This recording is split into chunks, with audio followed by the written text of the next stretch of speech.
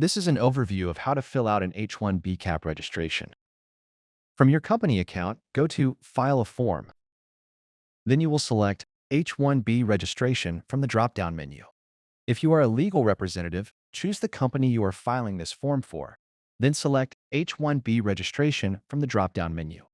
Before you start the form, you will see this note about importing H-1B beneficiary data from a file. You can import data for up to 2,500 beneficiaries at a time using the provided template. This is called a bulk upload. The system will create draft registrations from the beneficiary data file you import. If you do not use the bulk upload, you will need to enter each beneficiary's information into each individual field. In addition to biographic information and passport details, you must enter the corresponding equivalent occupational employment and wage statistics, or OEWS wage level, the standard occupational classification, or SOC code, and the area of intended employment for the beneficiary's proffered position. When you are ready to start filling out a registration, either select Start Form, or if you have your template ready, select Import Beneficiary Data from a File.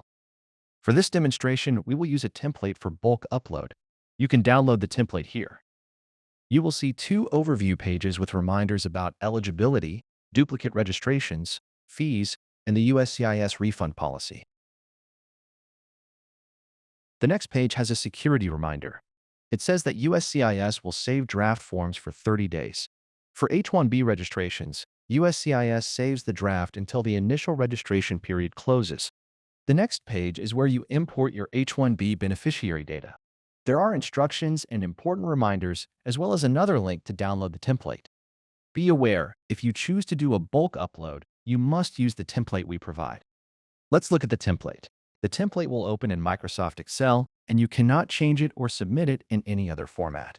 There are instructions at the top. There is also a reference tab for country names.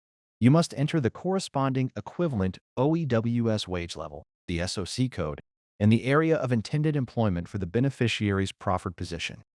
If there are errors in your template, such as incorrect formatting or missing information, the system will alert you, but you are responsible for the accuracy of your data.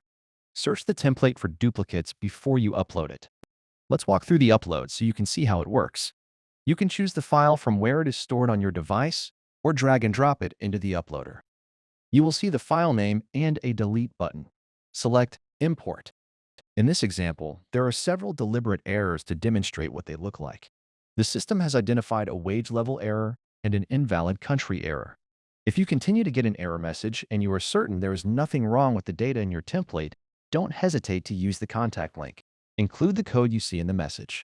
After those errors are corrected, the template should be saved and uploaded again. The green banner indicates that you have successfully uploaded the data. Once data is uploaded, the system will separate it into batches. Your template can have up to 2,500 entries, and upon successful upload, it will be separated into batches of 250 registrations each.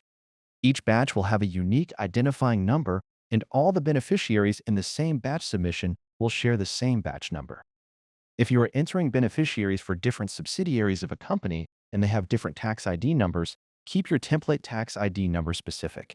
The example spreadsheet had 128 registrations, which all have the same batch number. If the example spreadsheet had contained 300 registrations, there would be two batches, one with 250 and one with 50. If another registration spreadsheet is uploaded, those registrants will have a unique batch number. They will all appear in Draft Beneficiaries in the H-1B Registrations tab.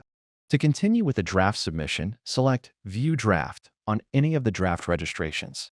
The info you are about to enter will apply to all the draft registrations in that batch. At this point, you can download a CSV spreadsheet of the information you've entered for beneficiaries. If you didn't use bulk upload, you may want this for your records. A CSV spreadsheet allows you to do your own search for duplicates and is a way to save all your data in one place. Select Continue Registration.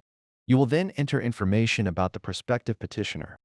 This is a good place to mention that the EIN or other identifying number that you enter here on the registration does not have to match the number that was used when the company group was created. The number on the registration is for the specific entity or subsidiary that will be the petitioner, if the registration is selected. The name and contact information for the person who is authorized to sign for the registrant must be filled in.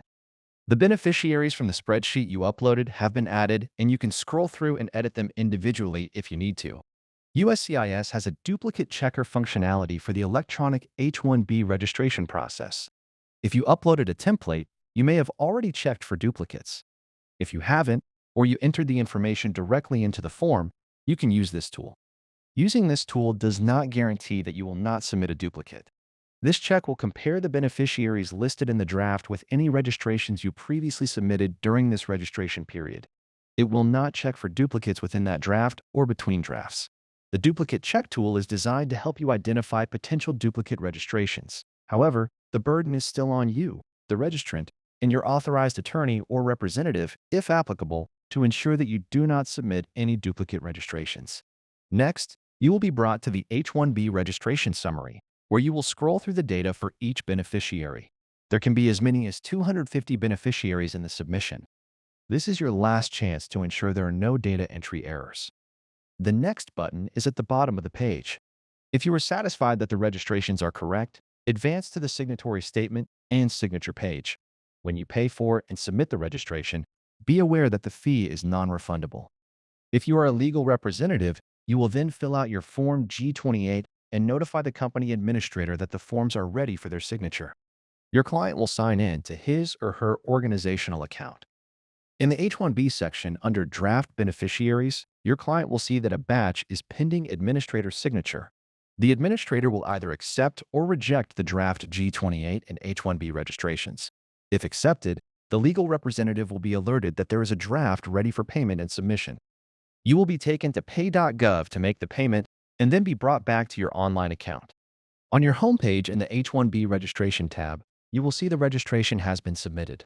You will see a confirmation number, a status, and you can view the entry again under the Actions tab if you wish. For more information, visit the H-1B electronic registration process webpage.